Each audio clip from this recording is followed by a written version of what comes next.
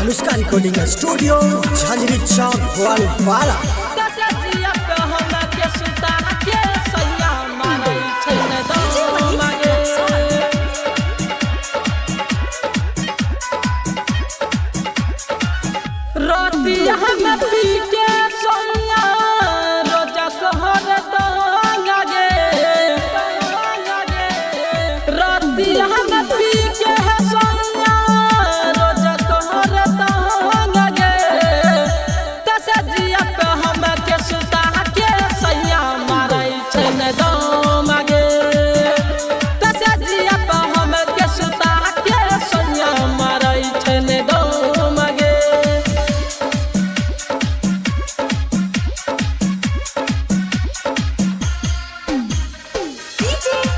Anushka recording studio Jhanjhari चौक ग्वालपारा।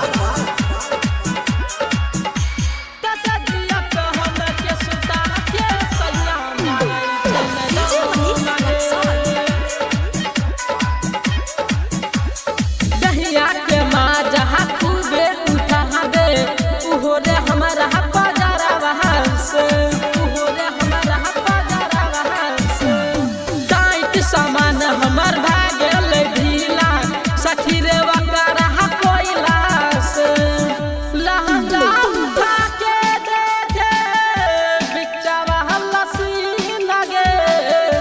लहंगा उठा के देखे बिचावा हलसी लगे। तसे जिया पे हम के सुता के सैया मारै छन गाँव मगे।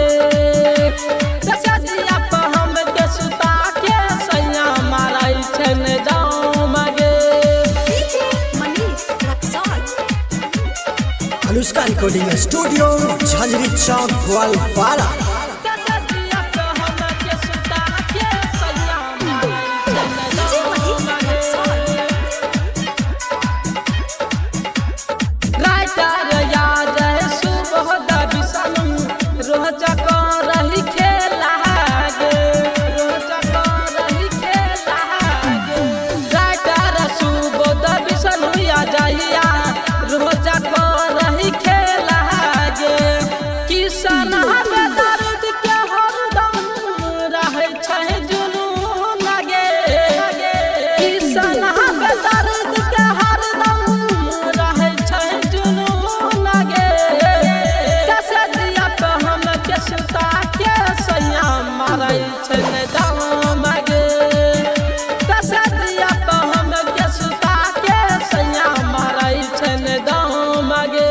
अनुष्का रिकॉर्डिंग स्टूडियो झांझरी चौक ग्वालपारा।